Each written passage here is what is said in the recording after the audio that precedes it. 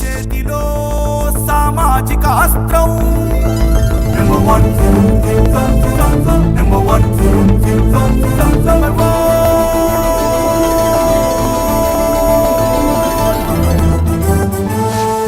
Number one.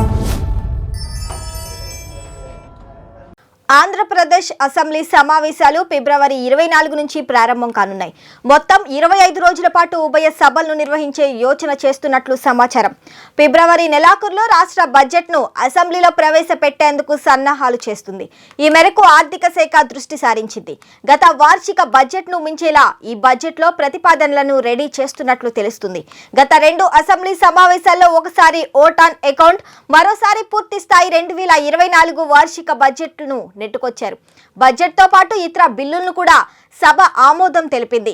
అయితే ఈ ఫిబ్రవరిలో జరిగే సమావేశాల్లో 2025 వార్షిక బడ్జెట్ ను ప్రవేశపెట్టాలని ప్రభుత్వం నిర్ణయించినట్లు తెలుస్తుంది. కనీసం 25 రోజుల పాటు అసెంబ్లీ సమావేశాలు నిర్వహించి బడ్జెట్ తో పాటు ఇతర బిల్లులను సభ ముందుకు తీసుకురావాలని చూస్తున్నట్లు సమాచారం. అయితే ఈ సమావేశాలకు ముందు కేబినెట్ భేటీ నిర్వహించనున్నారు.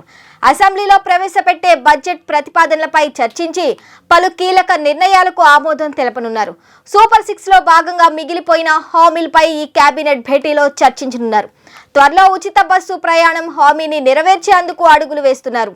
ఈ కేబినెట్ లో ఈ హామీకి గ్రీన్ సిగ్నల్ ఇవ్వనున్నట్లు తెలుస్తుంది. ఈ పథకంపై ఇప్పటికే మంత్రుల బృందం కర్ణాటకలో పర్యటించింది. ఫ్రీ బస్ జర్నీ స్కీమ్ పై అధ్యయనం చేసి ఈ మేరకు ప్రభుత్వానికి నివేదిక అందజేసింది. మరిన్ని లేటెస్ట్ అప్డేట్స్ కోసం చూస్తూనే ఉండండి నెంబర్ 1 న్యూస్. సామాన్యుడి చేతిలో సామాజిక అస్త్రం.